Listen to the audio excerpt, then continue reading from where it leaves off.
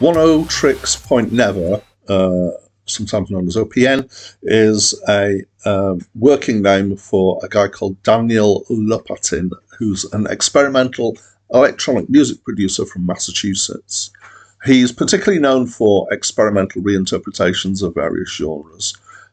His first album was released in 2007, and he has released 8 more since.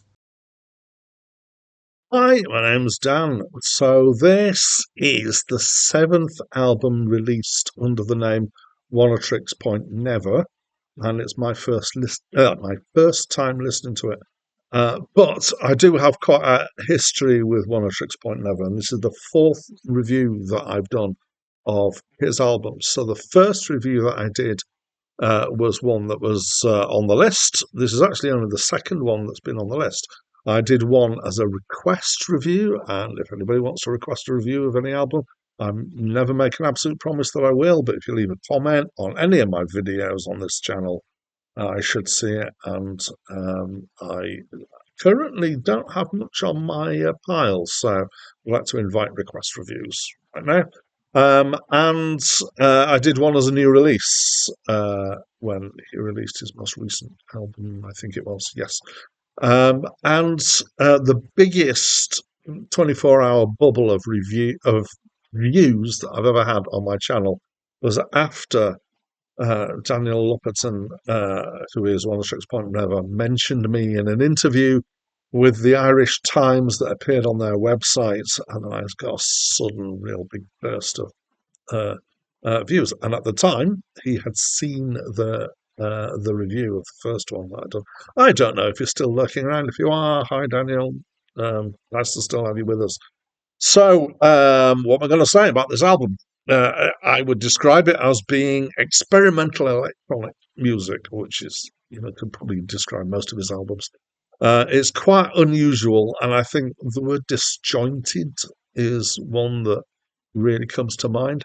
So apparently, he wanted to make an album using edited offcuts from other artists, but he ended up not being able to get hold of them, so he ended up basically doing it himself.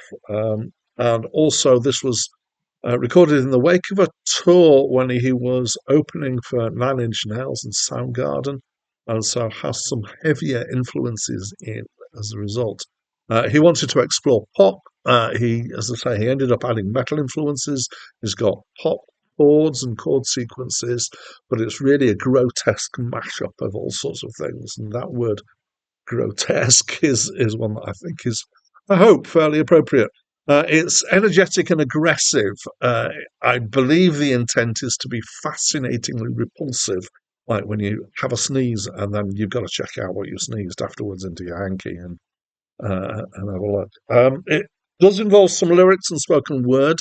Most of that is quite heavily processed, so it's hard to actually work out what's being said or sung in there. And other than that, it's mostly electronic and weird. As I keep saying, it's hard to describe.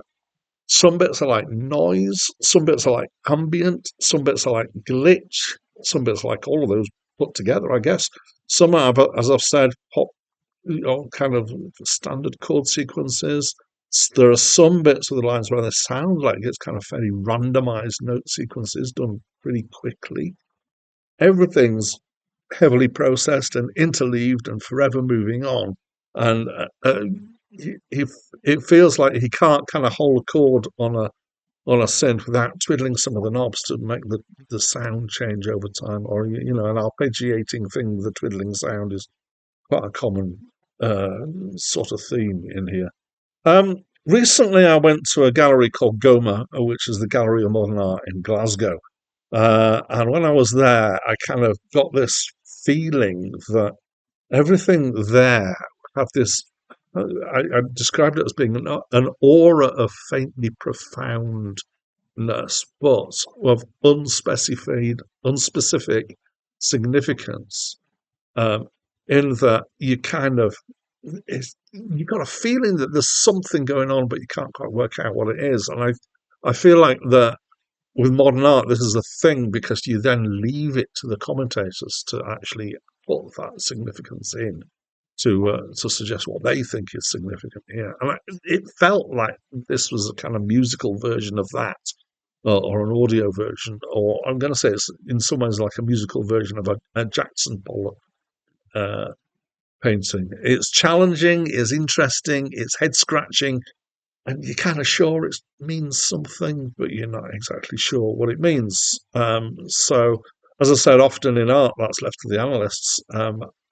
In this case, apparently, it's about his adolescence. So he's not left it in so much to interpretation.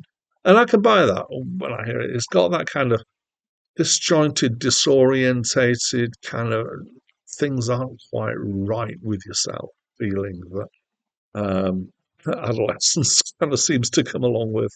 Uh, Fundamental question: did I enjoy it? Yes.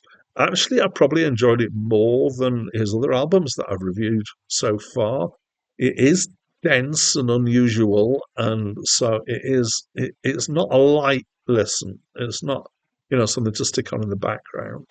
There were times that it's the only time I'm going to, in this review, do a reference to somebody else.